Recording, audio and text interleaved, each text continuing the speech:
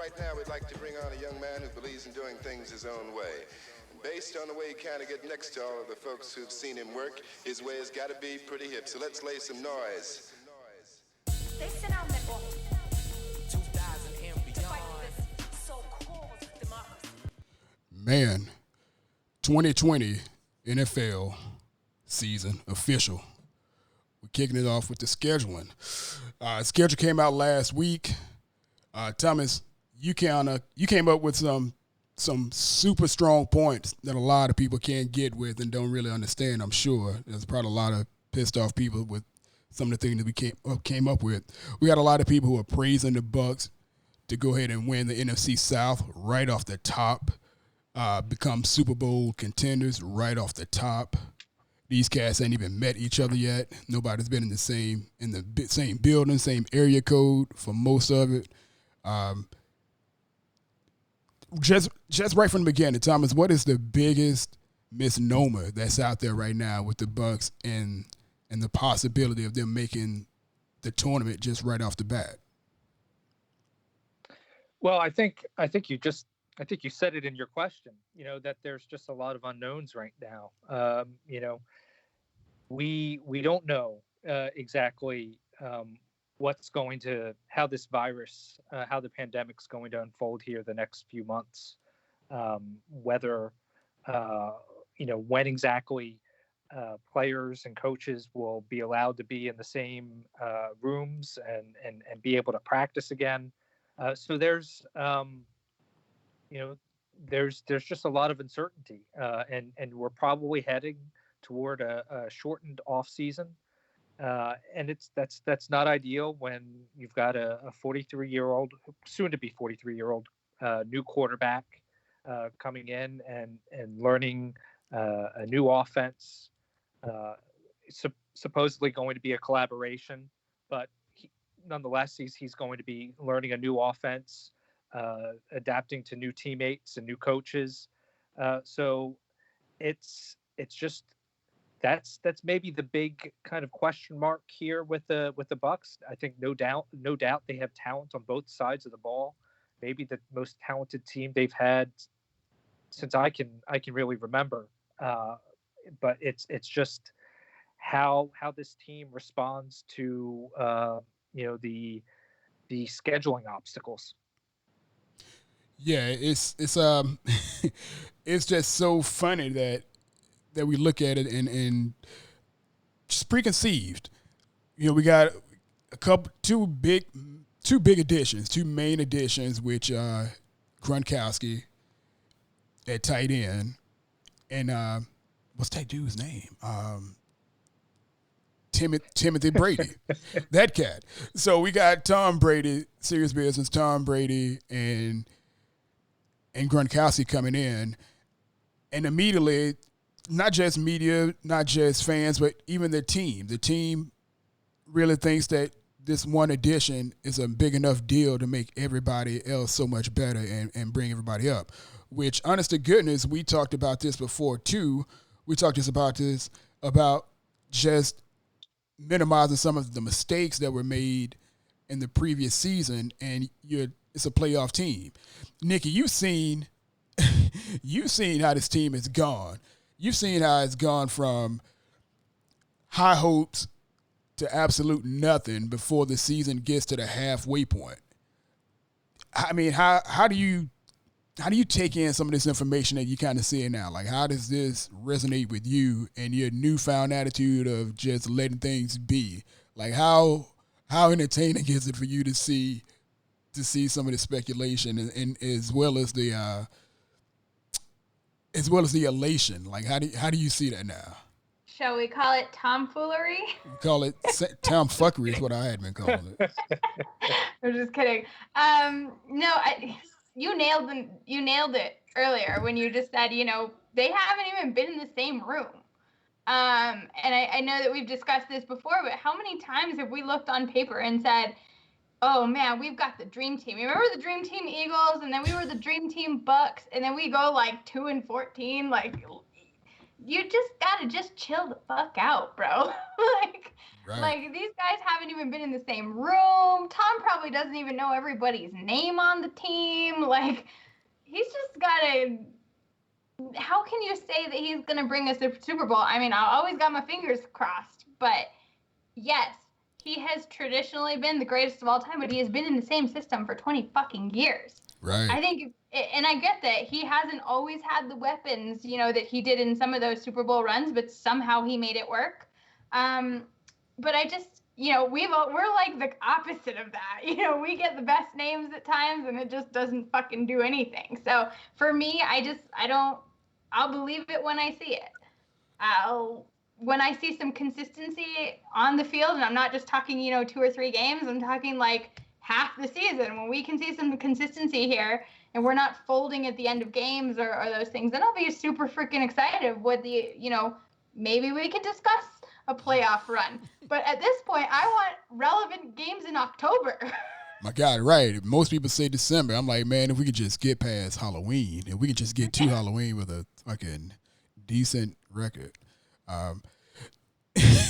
It's just so funny. I mean, obviously, we as fans, Nikki and I, we look at it and we just hope for a lot of times we want to hope for the best, but conventional wisdom, because we've seen it come and go the way that it's like, okay, well, there's got to be like a bit of skepticism, and it's rightfully and it's deserved. It's rightful skepticism, because you've seen the team just show these glimpses, show these flashes, show all of these things, but it never sparked into a flame. And it's from season to season, we've just been snake bitten.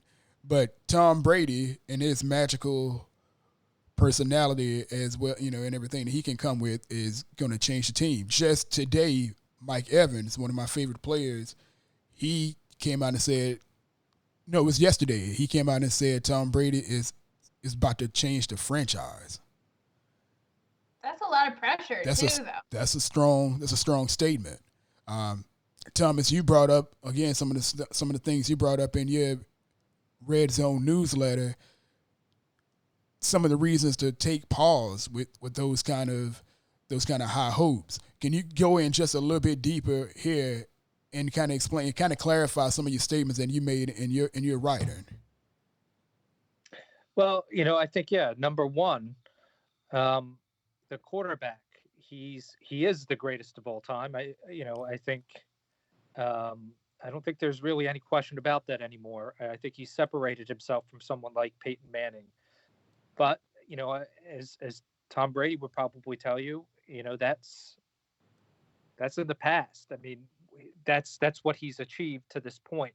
What is he going to do going forward? I don't think he's finished by any means, but I don't think we can count on the Tom Brady of old. There are some signs that he could be on the verge of decline. I mean, we are here in uncharted territory, really. Yeah. There's not.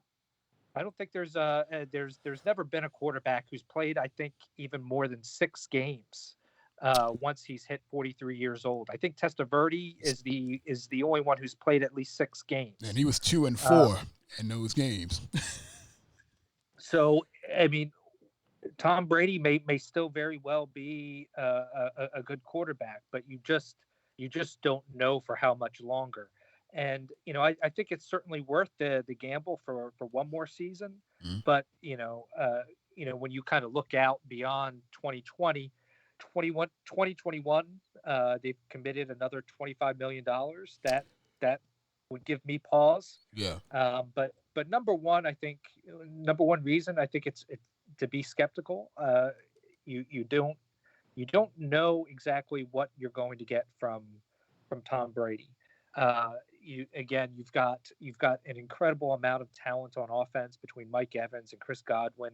I think the offensive line is much maligned, is probably a bit underrated.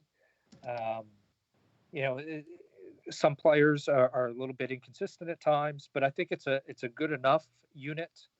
And I think the run game remains a question mark. But I mean, anybody who follows me knows that I don't get too caught up in the run game.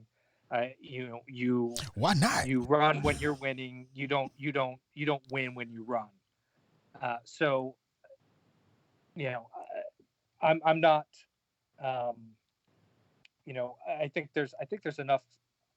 I think Brady's going to have enough talent on offense that this team will improve from last year. On defense, I think we know that run defense is pretty consistent season over season. Pass defense is a little bit more volatile, and I might have mentioned this in one of our earlier conversations. The secondary was remarkably healthy last year, and there's a reason why coaches say the best ability is availability. I mean, and it really proved to be the case last year. They went from having one of the most injured secondaries in 2018 to one of the healthiest in 2019. So, if the chances are there's probably going to be a little bit of regression there on pass defense, but maybe the improvement on offense cancels that out a little bit.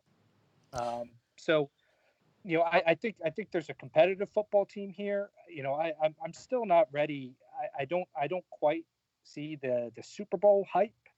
I feel like let's see this team get through October. There's a I think a 4-game stretch during the second quarter of the season where they'll play 3 games on the road. Let's see where that team is after that and kind of assess the Super Bowl chances. Yeah, so let's talk about that schedule because that's a pretty big factor in what the Bucs can do and what to expect from them. Of course, opening up the first week with one of the bigger challenges with the Saints. That's a pretty big challenge. Of course, we have to face the Saints twice a year anyways. Nikki, you remember, of course, the last time that we went into New Orleans and put up. I was there. Just like you were there. Yeah. Obviously, if the Bucs go in and win against the Saints this season with the guy we have behind center, it won't be the same kind of elation as far as underdog surprise, but it will be the very first win of Tom Brady in a Bucs uniform. How would you put that matchup? Just with the players we know who are on the roster as of now. Of course, obviously we don't know who's healthy and how they're going to go into week 1. It's far too early for anybody to even talk about, who's the better team and so forth. But just as a fan who's gone to a lot of stadiums, who's seen a lot of games, being that this is week 1, how would you rank this as far as an excitement level for the Bucs in 2020? How would you see that? Well, it's definitely the excitement factor is super high. I mean, obviously, everybody who, is going through detox right now during the off season, just in general on a normal, year, week 1 is always the biggest hype, and after that game, either we're going to the Super Bowl or we're trashed and we have to fire the coach and blow it all up, and there's no in between. So, and it happens every year. And I always tell people, I don't give a shit if we win. Well, I do give a shit that we win, but I don't give a shit if we win or if we lose.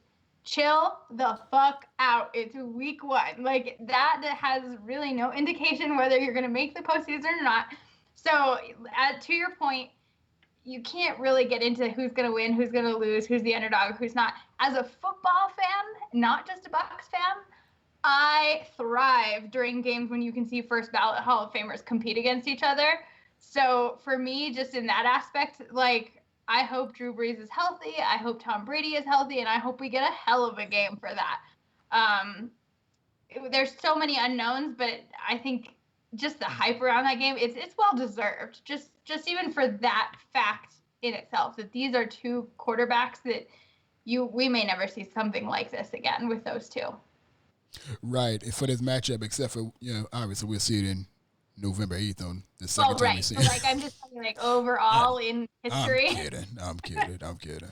But no, I mean, it is definitely a huge deal. And the reason why I pointed that question to you, again, because you've traveled. You've seen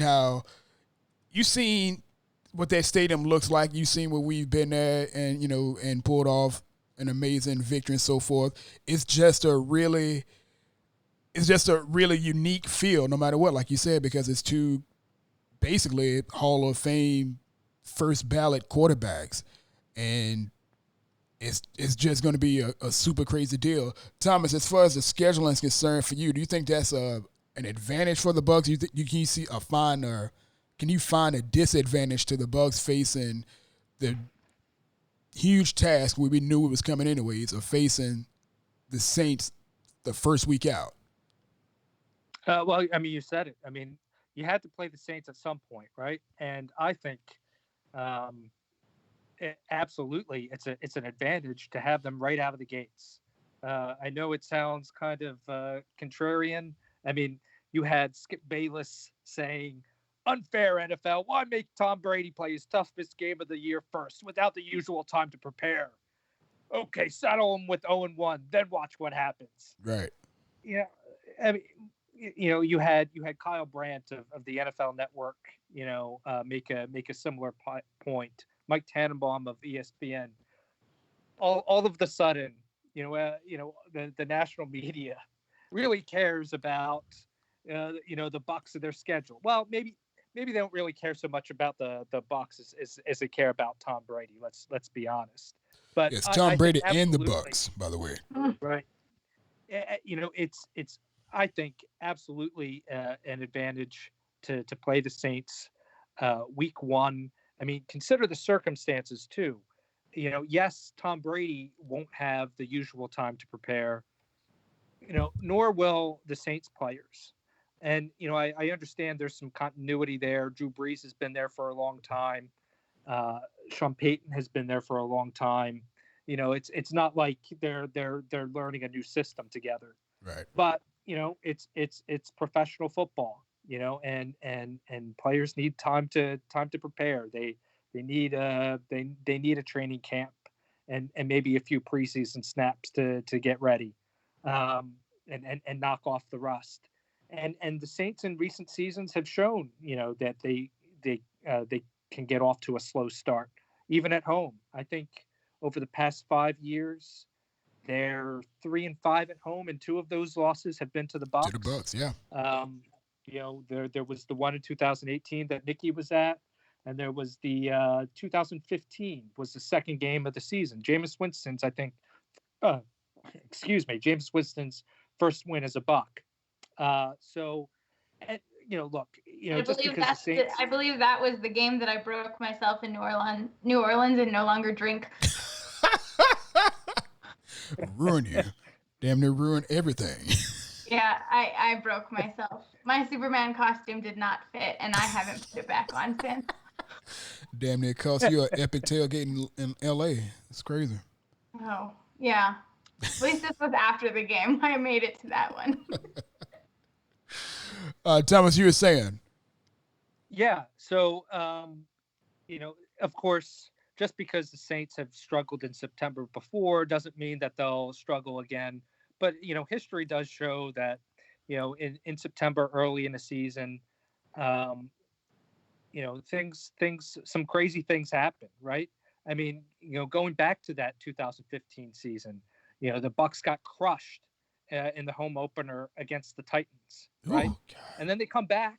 The next week, go on the road to New Orleans and beat the Saints. So, I mean, some crazy things tend to happen early in an NFL season.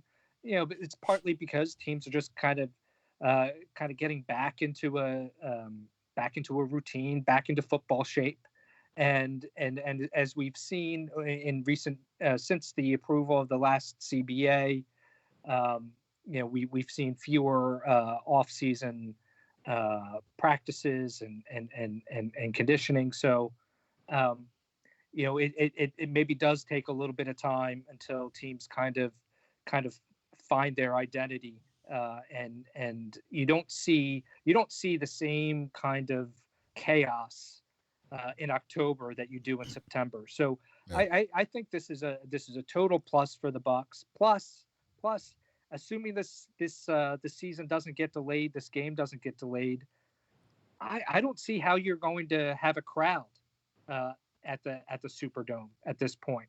So I mean, noise isn't going to be a factor. So I'd rather, if I'm the Bucs, I'd rather have this game in Week 1 than at the back end of the season. Absolutely. Yeah, it's a scary thought, but it's something that it's a sobering thought, but it's actually logical that we may not end up having crowds for the very first game. Go ahead, Ma. So, and maybe I don't know what you guys' history is in playing the sport. I obviously didn't play the sport, but when you consider how teams prepare and looking at game film from previous years, and I think Thomas, I think you wrote this in your article. They're not going to have all the film in the world of Tom Brady with the Bucs to study. So my question would be, on a normal game day when you're preparing and watching film from one team and one quarterback coach system, I'm sure that takes most of the week to kind of figure out the tendencies and their tricks and all those things. Is it almost double work? Because if they're going to do some sort of collaboration type offense, you now have to almost do double the film work. Like you have to watch Bruce Arians' Bucs from last year. What does he do? And then you have to go back and watch New England or Tom Brady in New England and figure out what his things are and kind of try to navigate how those things kind of come together. And you're just guesstimating at that point of how it's going to work and what you need to prepare for as the opponent. So I think also, Tom, in your article, you mentioned the Saints, they have the one up for the fact that they've been with the same coach and the same quarterback, and they know their system and their lingos and all of those things that gives them a one up on us. But in my opinion, isn't it almost equal when they have to do double film work and we have to do double work to get on the same page with each other? Could that not almost cancel out that argument? And I don't know. That's what I'm asking. No, I think that's a great question. I would love to know what Sean Payton's thinking. Heading into Week 1. I really don't know how they're going to prepare for the Bucs. Because I don't see how this offense can operate the way that it did last year. I think Bruce Arians can talk about, well, we're going to meet in the middle, and I'm sure Brady's going to adapt, and I'm sure Arians is going to adapt some. But I would think that Arians is going to have to come to Brady more than Brady's going to have to come to Arians. Wow. Yeah. I think Tom Brady's really going to. I mean, he's the quarterback. He's the one on the field. So I think the offense. I'm not saying that Bruce Arians and Byron Leftwich aren't going to have a say here. But my expectation would be that Brady's really kind of leading the offense. We'll see. After the first couple of games, and I think one of the ways that you'll be able to tell is. And I harp on this a lot, is the amount of play action the Bucs run. Mm-hmm. They did not. They ranked toward the bottom of the league in rate of play action pass plays last season, and that's always been a big part of the New England offense. So I think if throughout the course of these first couple of games you're seeing more play action, and I would expect the Bucs to do that. It's just the smart thing to do. You suck up the linebackers and you create space behind the linebackers. I really don't understand why NFL teams don't do it more often. But I think if you see more of that, I think that's going to be a signal that Tom Brady of Tom Brady's influence on the Bucs. But yeah, I think that's a really good point, Nikki. Peyton he probably knows Bruce Arians and his offense from studying them last year. But I would think he's going to spend some time going back and watching some some Patriots tape from down the stretch last year.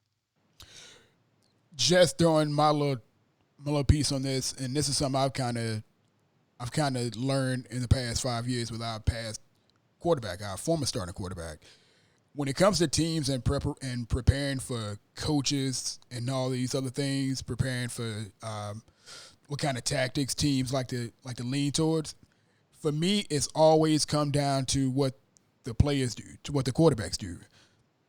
Our former starting quarterback had a bunch of bad tendencies, just like a lot of other quarterbacks. They have tendencies to do certain things, so players play to those tendencies more so than they can play to a coach. You can't tell what the hell a coach is thinking or saying or doing in that time period between the 15 seconds before they snap the ball. The play can be anything, and all these options all exist. It's just depending on what kind of player you have behind center and what they do with the ball and what they tend to do with the ball. When we look at our former starting quarterback, everybody knew he had a tendency to look for the longest play, even if we talked about there were shorter options available, something that our current quarterback has a tendency to do opposite. He tends to look and take the short check downs. He likes to get the ball out of his hands. So I think not being able to pin down a specific tactic like you can with some quarterbacks, Tom Brady and some of the better quarterbacks, they tend to mix it up a hell of a lot more. So it's harder to dial in on them, especially when you're talking about you looking at going from one extreme with Bruce Arians and his tendency that people like to say that he likes to take long shots, and then mixing that up with a quarterback who likes to take shorter shots and then be really selective with his big plays. I think that would cause a hell of a whole lot of issues for New Orleans if they were to try to go back and try to dial in that way. Like I think that'd be a scary good advantage the Bucs would have, because you can't really dial into the offense based on what the coach and the former quarterback used to do, which everybody was able to do. Take for instance when we had Ryan Fitzpatrick.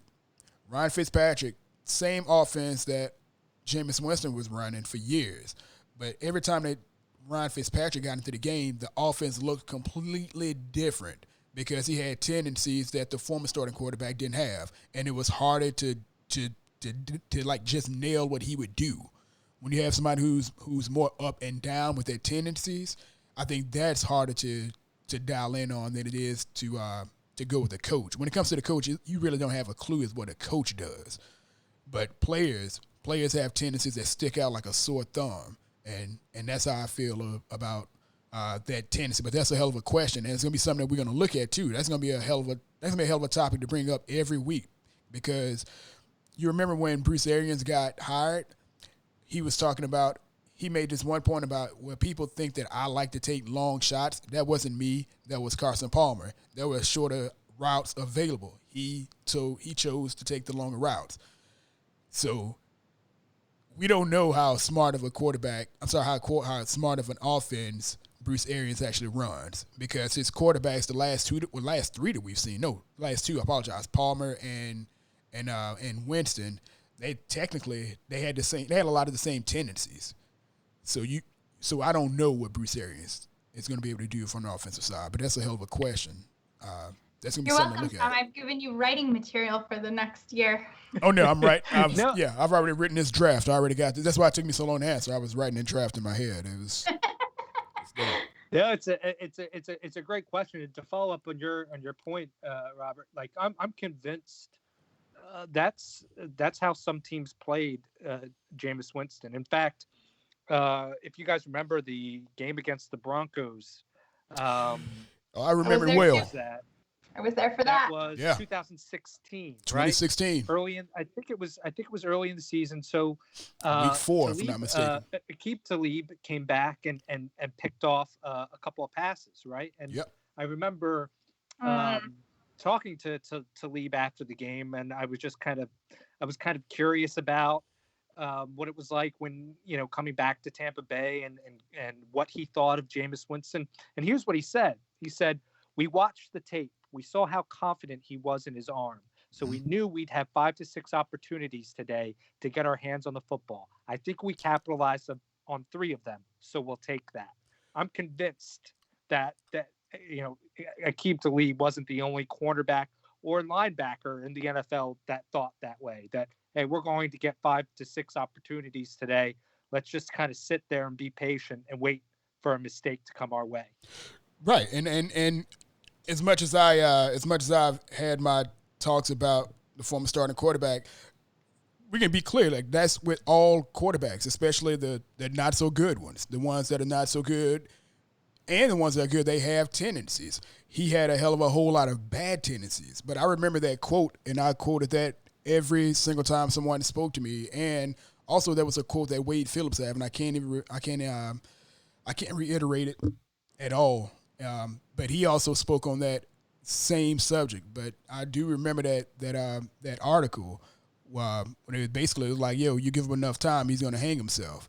Just give him enough time. And obviously for us, it was on the first drive, and I think it was the first drive, and I believe the fourth drive, 2 interceptions. So, yeah, I mean, those kind of things exist. But New Orleans, of course, has been used to playing our former starting quarterback for the past 5 years. They see us week 1. It's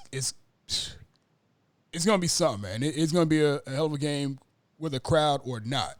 I don't even care if they have a crowd in the Superdome. That's good for us. However, week 2, when Carolina comes to town, that's when I need everything to be situated. Nick, I need you to put in a couple calls and make some favors because I really need to go to that game and I need something to happen week 2. Bro, I'm worried about myself right now. How dare you? I have to travel much farther than you. Selfish bastard. Hey, so here's a question for you, Nikki. 8 home games. Which one excites you most? Which one are you aiming for? Home games? Yeah. I actually think I'm going to be there for the Saints game in Tampa. I think that one's going to happen. But if we want to talk about exciting, there's a couple. There's about 3 of them that are really interesting to me. The Rams game, just because I want to see how they retaliate to us after last year. Oh, yeah. Big payback. The Chiefs is always obviously interesting because of their Super Bowl champs. And I just think that the Vikings are such a weird team every year. So if they're good and we're good, that could be a really fun game. But the Vikings are kind of like us. They're either really good or they're just not. So we'll see. But yeah, I actually think I'll be there for the Saints game. If I can pull off another one, it just kind of depends. The only thing I have booked right now, like paid for, is Denver. And I'll be in Vegas regardless if I get to be in the stadium or not, just because the Buccaholics are going to do something big because nobody can afford those tickets. Yeah. So Vegas is going to be big. Another takeover scenario? Oh, yeah. We're doing Denver and we're doing Las Vegas. And again, those are both situations that if we can't afford the tickets, Vegas is more the issue there. The local captains are already reaching out. We had a bunch of stuff set up for the draft that obviously got canceled. So our contacts there are reaching out to that same hotel, and we're going to do a big takeover there. So we'll rent out a freaking conference hall if we have to, just to have a big watch party for that Raiders game. So I'll be in Vegas for that for sure. The Broncos, I always go to the Bucs Broncos game. My family's a Broncos fan. So that's right. I'll be there for that. I already have that booked. And then, like I said, probably be there for the Saints game, and then who knows? I'll pull something out of my hat. If traveling is open, I'm going. So, yeah, and again, I mentioned earlier before we kind of went on air, I wanted to speak to you directly because you are such a traveling fan, and you are Princess Nikki. The princess is here! I wanted to know, what is the process of you getting situated and getting tickets this early in the year? Because most of the time right now, for most teams, it's usually the season ticket holders who have their tickets. They have their tickets, but the single game tickets are not available. With the Bucs being as hot of an item this offseason, and the schedule, just a week away from or just a week removed from being released, how do you handle that on a year? If this was a normal season, how would you handle getting your tickets and your travel? Sure, normal season. Like, we're just gonna assume this is normal because it's not. But damn shame. I usually have, because the Bucs put out their, future opponents for several years. So I usually have a couple games that are high on my priority list. Usually something like the Denver game is always going to be high on my priority list because that's a family thing for me. But I always look for at least one home game because I love being home with you guys. And then the other ones I look for is because my bucket list is to go to every NFL stadium, which is kind of an ongoing thing when they close stadiums and open new ones. So it can stay fun that way. But I always look for at least one new one a year, just so that I can add another place to my list. And then it's just kind of a negotiation between what's closest, what fits schedule wise. I have a kid now, so I can't just go out. That's not true. I went 3 games in 3 weeks last year.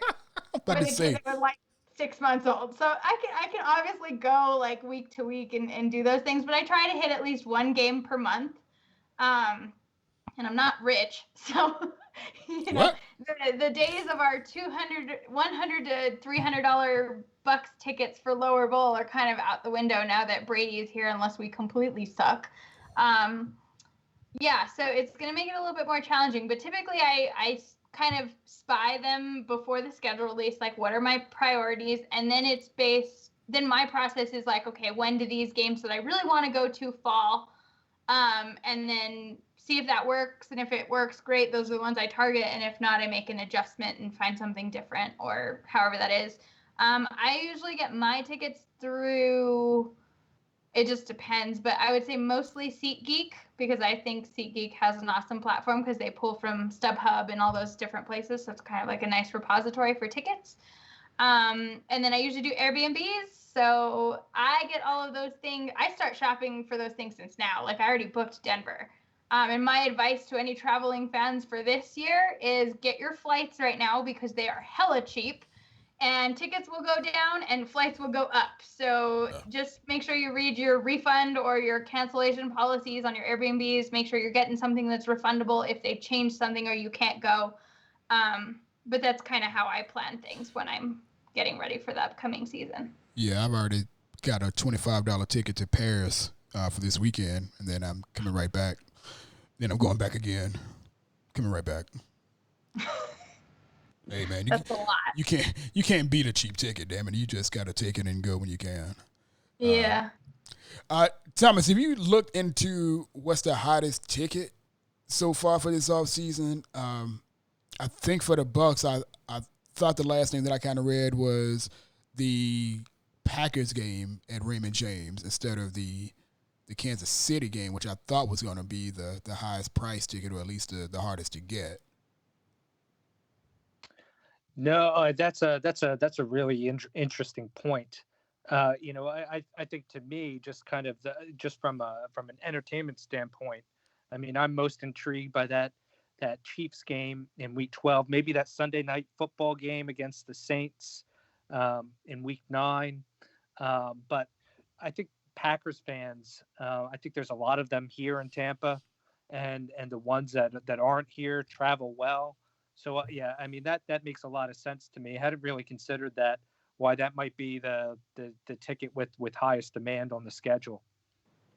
Yeah, that game against the Chiefs, obviously, I think it's going to be a big deal. It's going to be amazing. Again, you got, not just because they're the Super Bowl champs. It's only going to be a big deal if we're decent. I think it's going to be a big deal just because you got the second hottest quarterback in the league with Patrick Mahomes. Maybe the biggest. She's got to be top 3 between himself, Lamar Jackson, and Tom Brady, our quarterback. Like, I think that's going to be a hot ticket regardless. Tom Brady can go down in injury. God willing, he does not. But Patrick Mahomes, he's on that meteoric rise. It's kind of damn near like Michael Vick, and he shares that with Lamar Jackson, I believe. Like a lot of people are going to want to see these cats playing, before something stupid happens. So I think that's going to be a big deal. I say big deal a lot. I got to stop that. No, but I think it's going to be a real. I think it's going to be a real high ticket. Yeah, and granted, they've been different.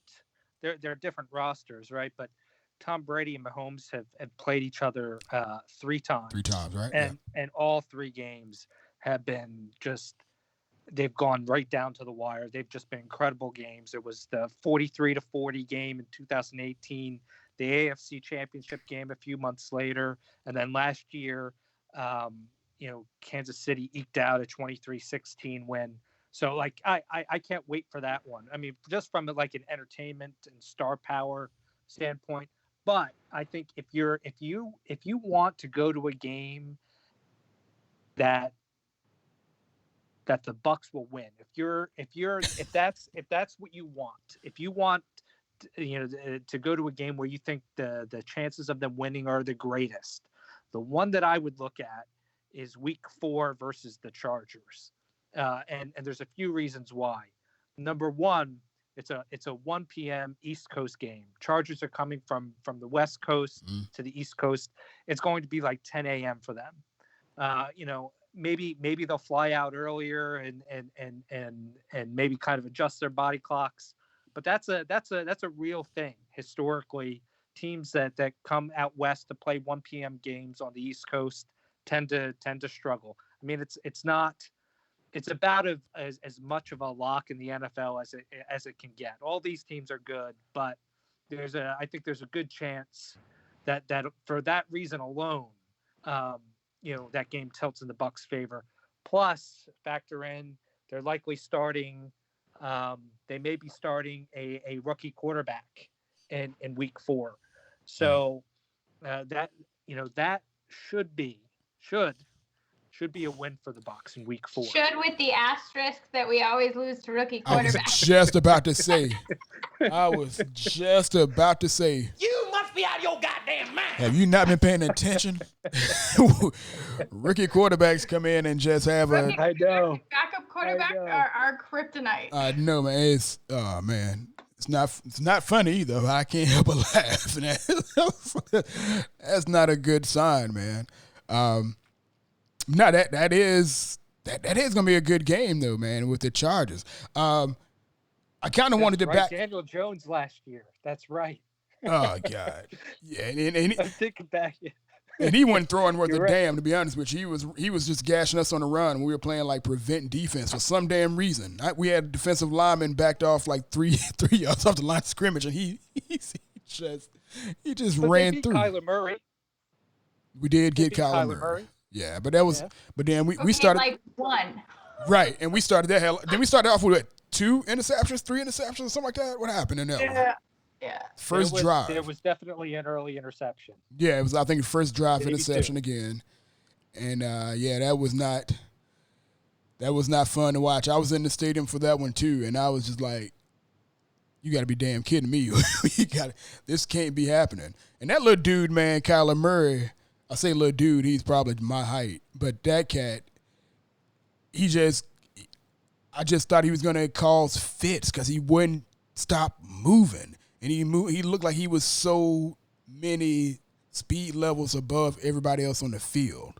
So, yeah, I'm definitely. He's not hopping on your train there. What's that? I said he's not hopping on your train, Tom. No.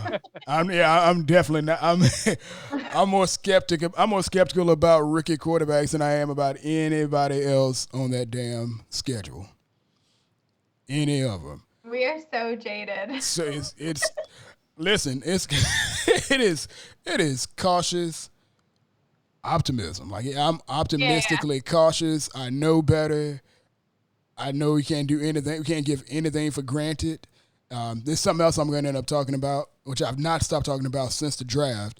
But again, we got a lot of stuff that's kind of perfect world scenario. Again, I'll talk about it in the next podcast. I'm not going to go into much of it now, but there's a whole lot of stuff that can go right and go wrong for this team, and I'm hoping for all the right stuff, but I'm so not ignoring any of the negatives. Jumping back. I can throw out one more negative, because we were talking about this, I don't know, a little bit ago. But in talking about positives and negatives for the week one and this thing, there's something that Booger McFarland said years ago, way back in the 98.7, the fan days, right?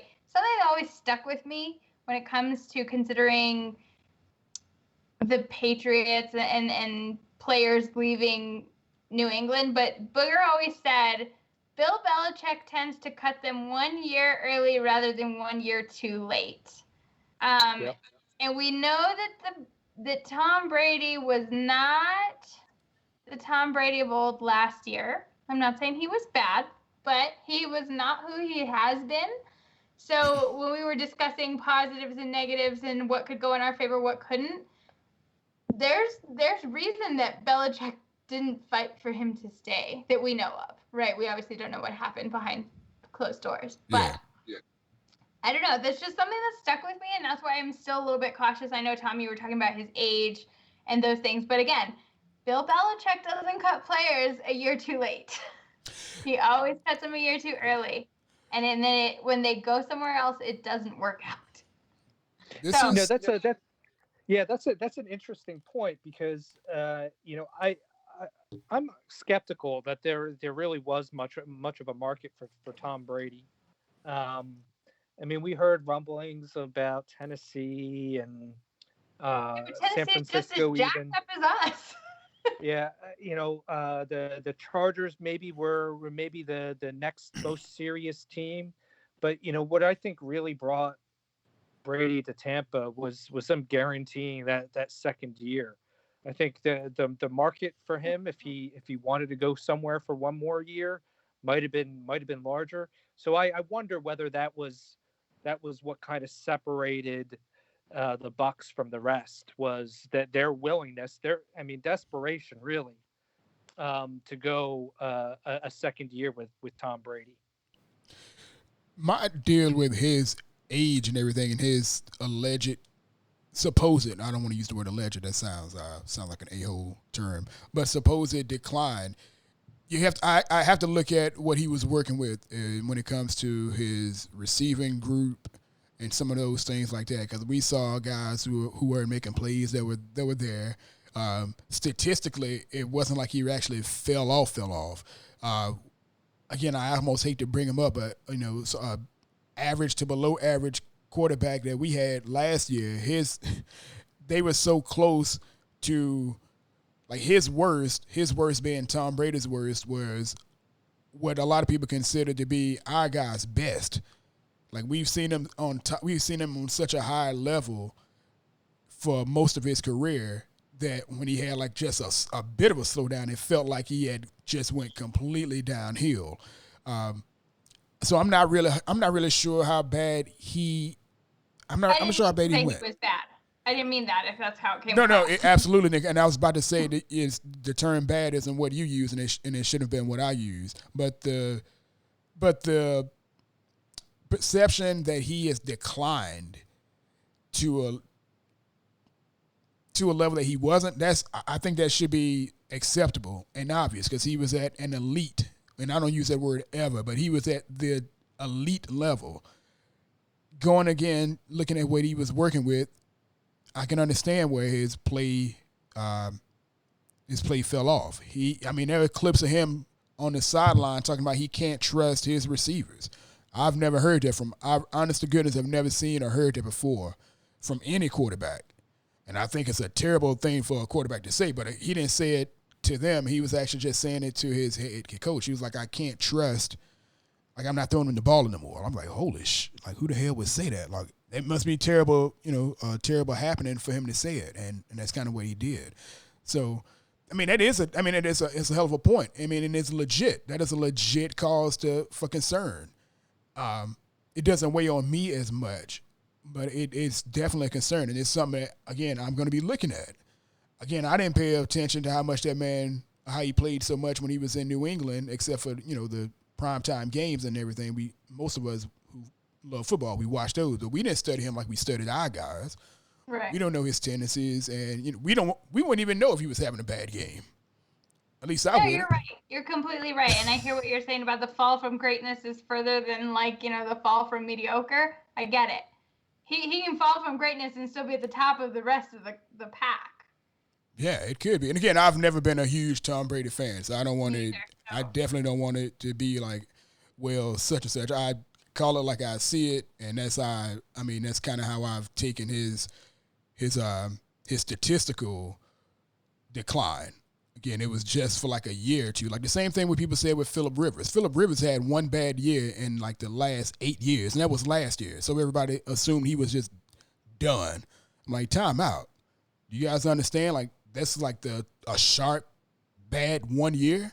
Obviously, it can continue, but I don't think 1 year is enough for you to say that he's completely gone off the rails. Just the same as you can't ever say that while a player having one good year, he's on his way to the top.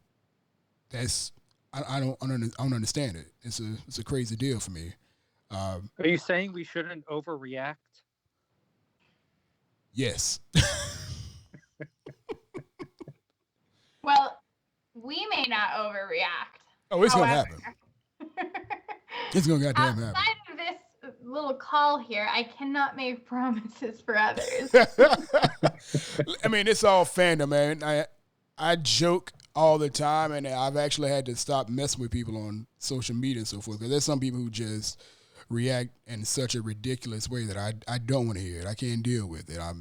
Yeah, I can't deal with the Super Bowl after week 1 thing. Yeah, or fire the coach after I can't deal with it. Just stop. Just a fuster of cluckery. I can't deal with that at all. I mean, I understand it, but I still don't have to accept it. Like a kid throwing a tantrum. You have to accept unacceptable behavior. Like a kid throwing a tantrum. You know it can happen at any time. You know that's what kids do. But do I have to sit there and look at and listen to it? Absolutely not. I whoop that kid's ass or I'll leave the room. One of the other two. It's just happening. Hey, so going back, Tom, you mentioned for a second, you mentioned the primetime games, which is another thing, another overreaction that people have had. 5 primetime games this season. And the talk is, oh, my God, the Bucs have made it. The Bucs have been in the league since 76. This is the most primetime games that we've had, which is the maximum that you can have in any season. I saw in a tweet, I saw in one of your tweets that throwing a parade for the number of primetime games is a small-time thing. It's a small-minded thing to be throwing a big fuss or having a big fuss about being named to 5 primetime games. That's something that not great teams get excited about. Tom, I need you to elaborate on this so people can go ahead and just fucking bombard your mentions by Thursday. Well, look, I just say it again. Say something else. Oh, say something else. That's what you're gonna get all week. I actually expected more backlash from that comment than there actually was. But like, here's the deal. Like, yeah, so all eyes on the Bucs, but they haven't played a game yet. Like, it's just attention, and like, I know, things have been bad here for what 12 years. Since the Bucs last made the playoffs, right? 2007. So, I understand that some people are starved for attention, but it doesn't get you anything. And I just kind of felt like the Bucs were a little over the top in celebrating it. I couldn't see, the Dallas Cowboys, celebrating to the degree that the Bucs were celebrating over being in the national spotlight. I mean, they just kind of expect it. Well, they have. I mean, honestly, they've had more primetime games than any other franchise in the history of the league, and right. Whether they're good or bad.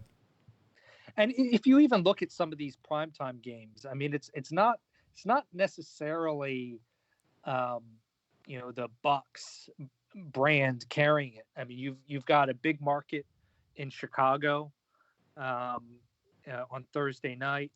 You've got, Las Vegas. You've got the Saints. You've got another big market with the I skipped over one. There's the Giants, and then there's and look, I know the Rams fans aren't they don't have the following that other teams do, but it's still Los Angeles. I mean, each of those teams. I mean, this isn't this isn't the Bucs and the Bengals. I mean, the Bucs still need, I think, another until they start winning football games consistently. They still need another brand, to kind of carry that national spotlight with them. Is Tom Brady not that brand though? I was about to make the same point. Clearly. I think you can make the point that you can definitely make a case that that he is the brand, because I honest to goodness think this is similar to Kobe Bryant and Dwayne Wade. These guys who basically went, they got a limited time. Right. And they've basically made clear that they only have a certain amount of time. Like in the, with Kobe and Dwayne Wade, everybody knew this was their last year. You better get your ticket. This is it. So that's got Kobe Bryant during that last year. You high-fived him? Yeah, I got a high five from him in Dallas. And you watched? I had free floor tickets right next to the tunnel, and Kobe walked out. I got a high five from him. And you right watched? Before he announced that it was his last year. Did you wash your hands? No, I'm a Laker fan. Sorry. No, I was asking because, I mean, that's the same. Was it the same hand that you shook Mariah Carey with, or no? I didn't shake her hand. I gave her a hug, and we touched boobs in the picture. That's yeah. I love her. Yeah, you do. I do. Yeah, you do. That's not a secret. Okay, got it. The amount of money I paid for that is ridiculous. Thomas, I'm sorry. Continue, man. So you can tell we've been friends for a long time. So transitioning.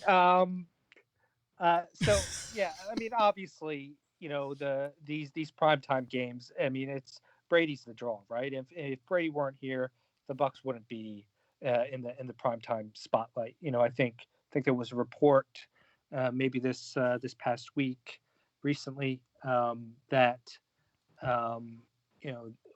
once the Bucs signed Brady, the networks and the league were kind of scrambling to kind of reconfigure the schedule a little bit and kind of get some make sure that some of those Bucs games got into prime time, got into better time slots. I mean, look, it's not just the primetime games, but there's a lot of late afternoon national type games that they're going to be featured in.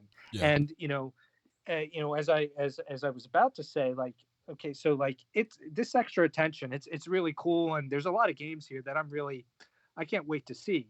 But there's a downside to it, and that is that the Bucs will play. Partly because of these primetime games, they will play 6 games this year in which they've had less rest than their opponent, and that's the most in the league. Right, coming off those, because they. Yeah. I'm sorry, I think you're gonna end up making this point anyways, but I think we have some of those guys who are coming off of their bye week, right? Yeah, I think there's a couple of them, which isn't. Which might also be tied for the league, but it's not. I don't think that the NFL screwed the Bucs by any means by scheduling 2 bye week opponents against them. I think the Packers might be one of those teams that has a bye before they play the Bucs. So. But yeah, so there's 6 games there where they'll have less rest than their opponent. And again, in a league where the difference in talent is usually pretty minimal, rest and schedule can make a big difference. I wouldn't be surprised if we know somewhere in there, the Bucs are going to win a game that they probably shouldn't. And they're probably going to lose a game, somewhere in there where they shouldn't. But I think that's something to watch, and that's one downside of the schedule. So the national attention maybe you don't always want it.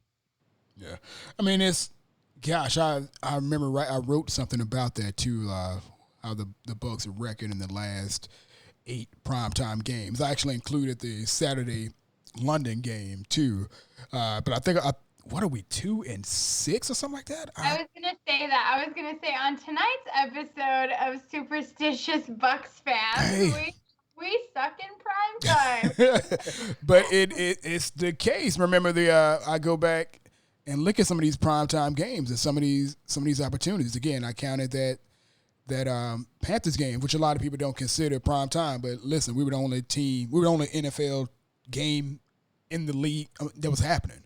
Like all odds, if you wanted to see NFL football, it was the Panthers and the Bucs in London, and a lot of people watched that game, and it drew a lot of numbers, and it drew a lot of attention from people. You look at games like that where they just went to hell. You look at the Atlanta game from a few years ago, the big blowout was 2015, 2016, whatever it was, 2015. Then you look at, oh my gosh, the 2016 mustard game. Yes, that game. Holy sheesh, that was something else. I think one of the worst games that we had primetime was the game against the Cowboys. The game against the Cowboys where Ezekiel, the stupid idiot little crop top boy got into the bucket. Yes, yeah, that game, and again, it was a big deal. It was a big deal leading up to that game. Like everybody was like, "Hey, we're on prime time. This is what we want to be." I remember Gerald McCoy had given this pregame speech, talking about, this is what we want to be. We want to have all the eyes on us. And then we went out there and didn't look good for most of that game. I think we were still in that game, I think.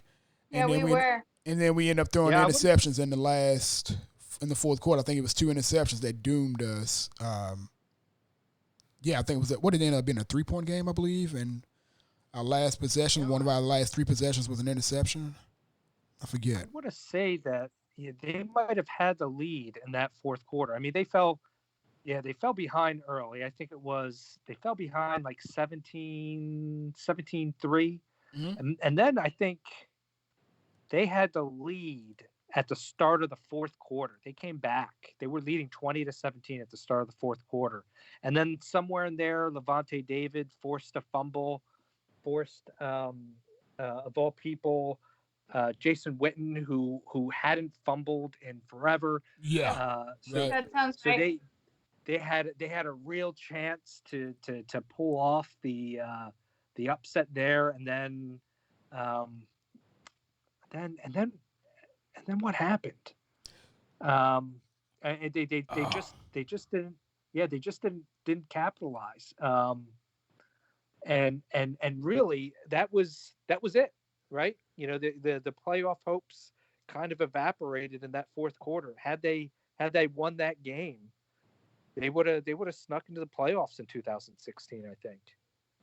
Yeah, it was a December game.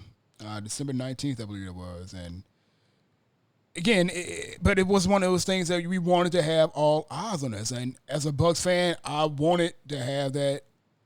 I wanted to have that big victory in prime time.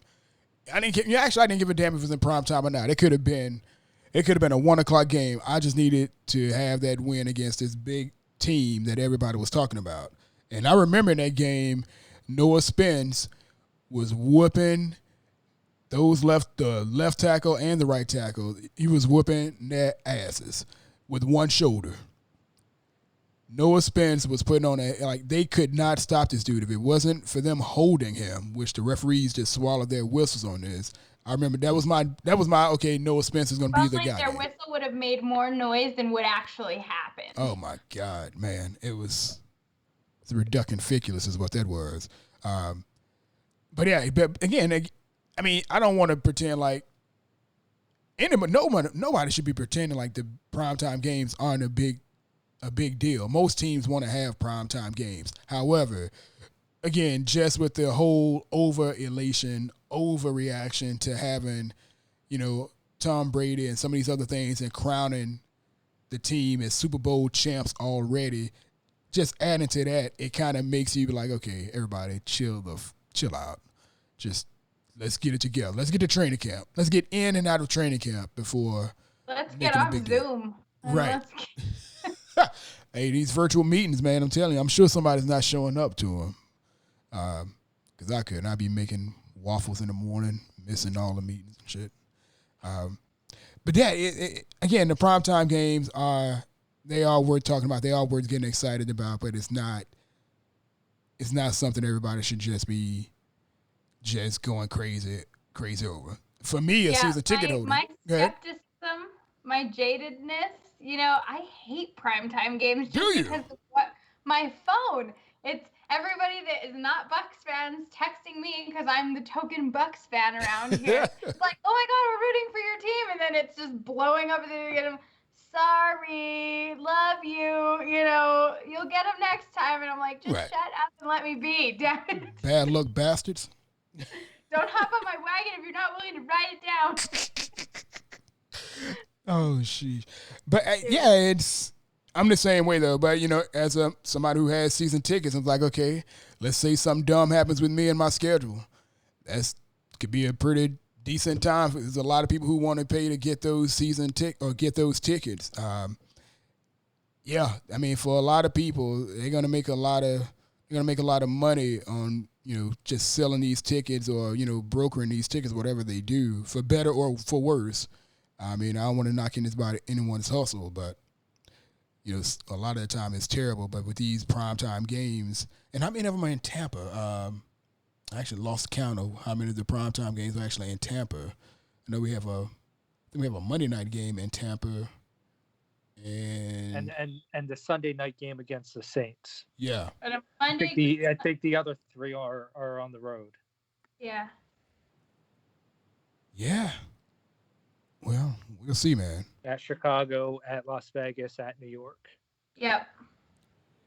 It's just gonna be interesting. I'm excited about it. Again, cautiously optimistic. I'm excited, but I keep looking at all the things that can go right and hoping for them. But I'm looking at all the things that can go wrong, and I'm like, okay, this has to be acknowledged, and go ahead and prepare for it now. Just go ahead and do it. You got free time. You can go ahead and you can set yourself straight now. You don't have to go to work tomorrow. None of that shit.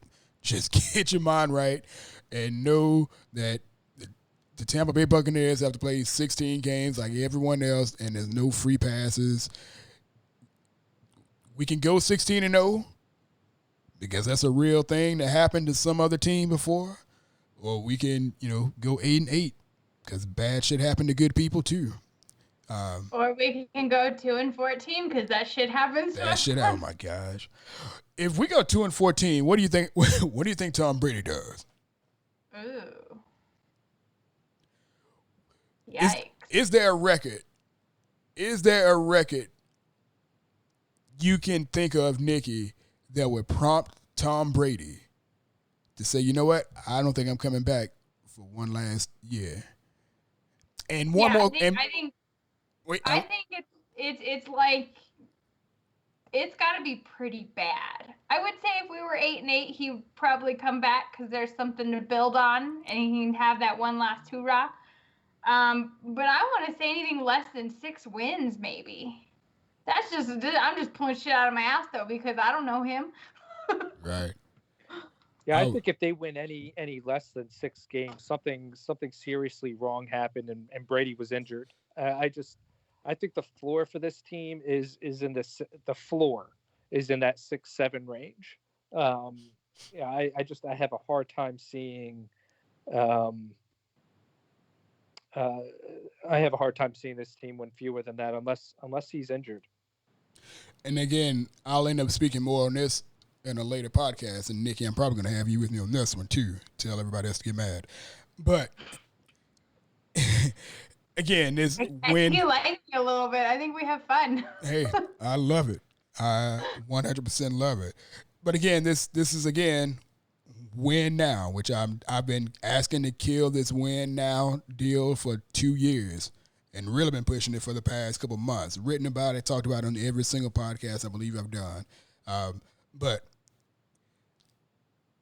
this win now deal with Tom Brady and Bruce Arians, do you think that Bruce Arians does he have any reason to come back if he does not win with all these chips that they've lined up for him to go off into the sunset as a Super Bowl winning head coach in 2020?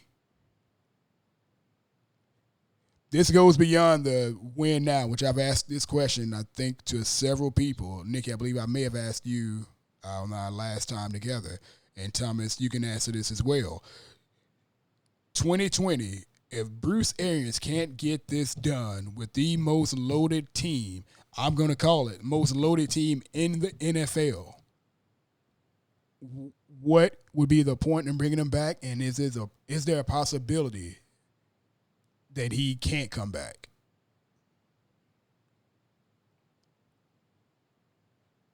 Tom? Yep, I'm back. You're back. Where the hell did you go?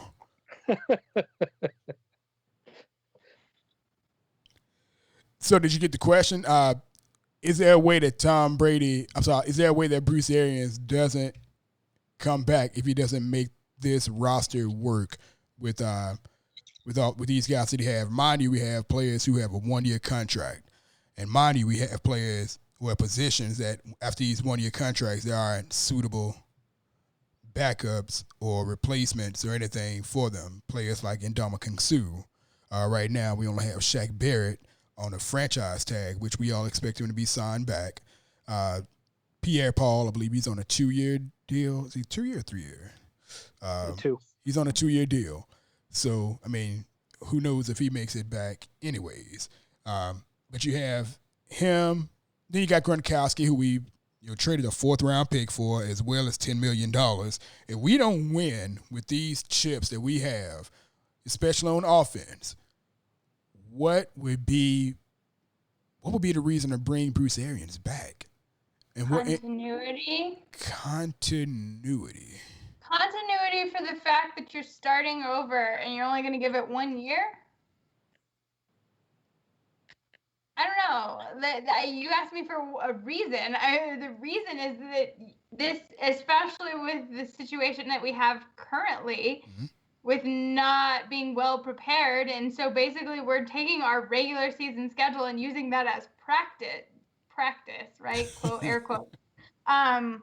Maybe that following year is the year that they are able to get that consistency and fill in those gaps. And I'm not saying gaps in terms of players, but just like mentally and being able to take the steps if we suck this year. Like, you asked me for a reason, that would be a reason I would give.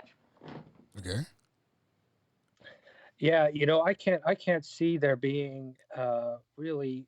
This to me is a 2-year kind of a process, a 2-year plan. And sorry, Robert. Yeah, I mean that's really it. There, it's a win now deal. And I don't see anything barring some kind of catastrophe, whether it's injury or health. Why Bruce Arians and Tom Brady and Jason Light and the whole crew won't be back for 2021. Now, again, I just want to clarify, I'm not advocating for it. I'm not asking for it to happen. However, I'm trying to push all of this to the forefront because Bruce Arians, who came in as the quote-unquote quarterback whisperer, he was supposed to be one of these guys he was supposed to be the guy, the only guy that could straighten out the former starting quarterback. That failed 1 year. Obviously, he only had so much deal, but again, that failed. The assumption going into last year was that there's no way that they only give Bruce Arians 1 year with this franchise quarterback, quote unquote. That happened. He's out. Tom Brady, again, short leash. Well, not short leash, but short-term contract, 2 years. Gronkowski, again, 1-year contract. And Ndamukong Suh, a player who they should have, either got a backup to him or absolutely replaced him this season in a draft, 1-year contract. So much has been put into 2020 that there's really no contingency in my mind right now. I feel like there's such a lapse as far as contingency for the following year if this year isn't like a strong push like damn like conference championship level push. Like I would question whether or not they continue to go with Bruce Arians with so much invested in 2020. Do you believe that they would invest this much? Because circumstances matter, right? Yeah. Do you believe that they would invest just as much as you described circumstantially when we have this situation at hand with COVID and not being able to be together and all of these things? You think they would invest that much money for a practice season? Like, the circumstances matter. Circumstances matter. However, the league hasn't taken those circumstances into consideration, being the fact that they've not pushed the season back. That is where I stand, and that's how I feel about the circumstances. Nobody else is getting a mulligan for the circumstances. If they push the season back or cancel the season, absolutely, I would say, yeah, I understand. I understand everything, but with everything as it is right now, with everybody else having to play, again, the same 16 games like the Bucs have to play, the same expectations as a regular season still exist. At least that's how that's what I'm considering. Again, I'm not advocating for any pushing of one person out the door, any of that stuff. I'm just trying to I want to line some of the stuff up and get a perfect understanding, at least get it in the minds of some people, or it's just a question. Again, nobody else is saying, well, things didn't go perfectly, things didn't go as planned. Right now, they for better or worse, right now, they're just taking the schedule and going as planned. So all the expectations are as planned. Yeah, I in some ways, I'm kind of questioning, like, as you're talking about this, what's the point?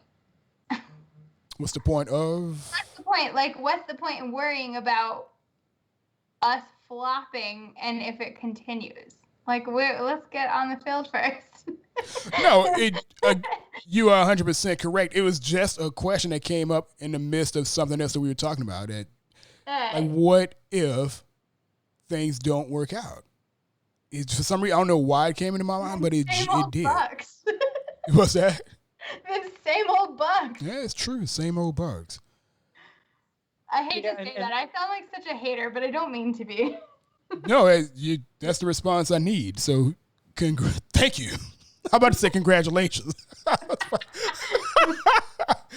No, but that's the answer I need, I guess, because the question didn't really go anywhere. It really wasn't supposed to go anywhere. But it was just a question that popped in my head. I'm like, okay, expectations and so forth. But then for some reason, it just popped in my mind. Like, what if that surprise thing does happen? That, you know what? Tom Brady says that Bruce Arians ain't good enough. Tom Brady has all this power now. Like, what the hell? Could the ownership go the way of Tom Brady and not the way of Jason Light and, Bruce Arians? Could that be a thing that happened? I don't know. I don't either. Yeah, I think it would just take some kind of catastrophic circumstance for that to happen. I think it's a 2-year plan here, tops. And looking out ahead to 2021, I realize they've got some contracts coming up, and they still may have to make some difficult decisions. But the salary cap as it's projected right now, of course, given the pandemic, this could, the NFL's revenues can change, and because their revenues can change, that can affect the salary cap. But as it stands right now, they're in decent salary cap shape for 2021 too. So, if they want to bring back a Shaq Barrett, if they want to extend to Chris Godwin, I think they'll find a way to do it. I think they've got enough in place, that even if things don't kind of work out as well as they're hoping, and if they fall short of the playoffs, say in this coming season, I think they'll still try to make one more run at it in 2021. Okay. No, I mean, I wholeheartedly understood. I think that's going to be the case. But I don't know, again, like I said, that just something that just popped in my mind while we were talking. I was like, well, what if? What if this foolishness happens?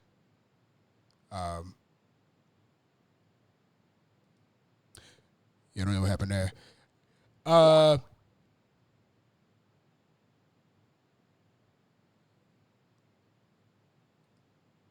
you still there? I'm still here. Okay. Yeah, I don't know what just happened there. But yeah, man. So again, last of the schedules talking, and we'll cut this short.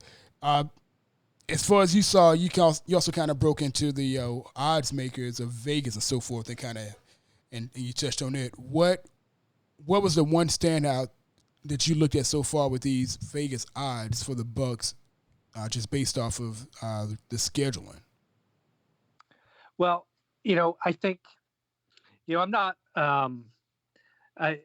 every year, this time of year, we see a lot of strength of schedule commentary, and all of it, almost all of it's just bogus, because it's based on last year's win totals, right? And we know that there's not a strong relationship between wins last year, wins in any given season, and wins the next season. So the strength of schedule commentary really is bogus, and really we should just totally ignore it. We shouldn't be doing it. Right. And what I find, it's not perfect by any stretch, but what I like to look at anyway is what sports books in Las Vegas are saying. Now, I mean, of course, they're not trying to predict outcomes. They're trying to set betting lines to get action on both sides, but they take in more context than these strength of schedule formulas. They're considering coaching changes, free agent signings, trades, injuries, rosters. They're taking in more of the picture. And then for some of these teams, they're if they feel like fans are a lot of money's coming in on the overside of a line, they're going to move that win total up. And one thing that's kind of jumped out to me is that when you consider Vegas win totals, the Bucs have like the 11th easiest strength of schedule according to and Warren Sharp of Sharp Football Analysis .com kind of figured this out using those over unders. So again, this it's just one more reason why I like this Bucs schedule and feel like there's a real chance for them to finally kind of break through and make the playoffs. It's a favorable from a strength of opponent perspective, and just kind of the way things kind of shake out. They're not on the road for a long time like they were last year, but I think what you're seeing when you look at some of these sports books is some hype. The Bucs have, last I saw, the third best. They're tied for third best odds to win the Super Bowl, behind only the Chiefs and Ravens. But their win total, their over/under win total, is at 9.5. So I mean that tells me, that people are placing a lot of emotional bets. They see the Tom Brady signing, the Rob Gronkowski trade, and they're buying into the Super Bowl hype. Whereas when you're looking at win totals, you tend to be a little bit more kind of calculated in placing that bet. You're looking at, again, rosters, coaches, schedules. You're factoring in more things. Yeah. So that's just one thing that kind of jumps out to me as something unusual. I think I think 9.5 makes a lot of sense from an over under for an over under line. Yeah, I think this team probably does end up somewhere around 9 or 10 wins. But as we've talked about on this call, it's really early for me to kind of see a Super Bowl run just yet. Yeah. Well, I'm going to be there. I'm already buying my tickets. Already. I'm just going to camp out. I'm going to be there for the Super Bowl week. You are going to be there? I want to be in Tampa for the Super Bowl week, regardless of who's in. We'll be there together. Yeah. We'll be there together. You and I would just camp out. We'll just camp out at the the Buck tailgate location. Yeah. Just wait for something to happen. It'll be fun. Yeah, it should be. Well, Thomas, man, obviously, I appreciate all of your work, man. I check in on this newsletter every time I can. Sometimes I forget which mailbox to go into. I got like 3 different mailboxes. My email, I'm like, damn it, which one to go to? I spent like 10 minutes before I spent like 10 minutes today looking for it in my email. I'm like, what the hell happened? I knew I had it. But no, man, you put in a lot of good work on this piece, and I shared it with Nikki, and the super fan turned casual. She obviously she read it and it had some commentary on it. And again, I thank you both, man. I love the perspectives. Every time I talk to both you cats, and what is this? Go Bucs? Stand by. What is this? What is this foolishness? What is that? I swear to you, I thought that was Bucs with 2 C's. I was about to kick you off. Yeah, I swear to, because it's blurred. Oh. That's what I was doodling. Holy sheesh. Man. But again, I thank you, Nikki. God willing, I'll talk to you sooner than later. I want to have you on with another young fella, Liam Mitchell, who does the highlight videos featuring a lot of Bucs players via YouTube. A young cat out of California, 24-year-old. Dude is a Bucs historian. Like, dude can just memorize. He memorized so many specific plays and instances just off the top of his head. Like, I remember being young. Yeah. What are you, 26? Shit. Oh man, but no, I definitely want to have you talk with that cat, man. He's an awesome dude, Liam Mitchell. Yeah, he's got a pretty decent reputation via YouTube, and a lot of people ought to pay attention to him. Again, I thank you both, Nikki. Wait, I forgot specifically. Give me the most exciting game of the season for you. The most exciting game the one that you are. I know you got your ticket booked for Denver. The most exciting game for you. Are you talking about like one I'm planning to attend, or just the one that you're planning to attend? Probably Vegas. And it's funny because I may actually not make it into the stadium because of those prices. However, I know my brothers in Vegas are pulling off some crazy shit for a Buccaholics takeover. So even if we can't be in the stadium because none of us can afford to give a kidney, we will be doing it big, and it's always a good time when the Buccaholics are together. So I love it. Solid. And young Thomas Bassinger, if you had to pick a game to be the hottest ticket or the game that you're most excited to go to, be it home or away, which game on the schedule would have your vote? Oh, just before the schedule even came out, the one that I was circling, the one that I'm looking forward to the most, I touched on it a bit earlier, is Tom Brady and the Bucs versus Patrick Mahomes and the Chiefs. You know, Andy Reid versus Bruce Arians. I can't wait for that game. Yeah. I'm trying to think if I had to pick a game that's going to be the most exciting for me, it'll be Kansas City and Tampa. I think that game is just going to be I just think that's going to be like the biggest game. And that's week 12. Yeah, that game just, it's the perfect time of the year. If the Bucs are doing Sunday well. After Thanksgiving, I think. Yeah, the 29th. It's the perfect game of the year if the Bucs are doing well. Like it's just, it literally sets I up wish the it was Christmas the week season. after the bye. Yeah, why so? I don't know. I just have more Just rest before the for bye. it. You selfish bastard. Oh man, but for some reason I think that game is just going to be so just electric, man. If both of those teams are doing well, matter of fact, I don't give a damn if Kansas City is doing well or not.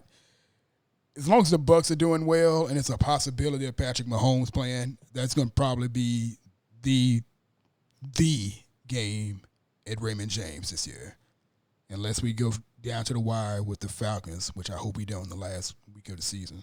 That'd be a terrible thing to happen. I would cry. I would cry if it came down to week 17 with us and the Falcons. I'd just be pissed. Like everything is going wrong at that point. But anyway, guys, we're going to end it for tonight, man. Again, I thank you both. That's both with an F. Appreciate it. This is Outside Leverage. I am Robert Green. You're welcome.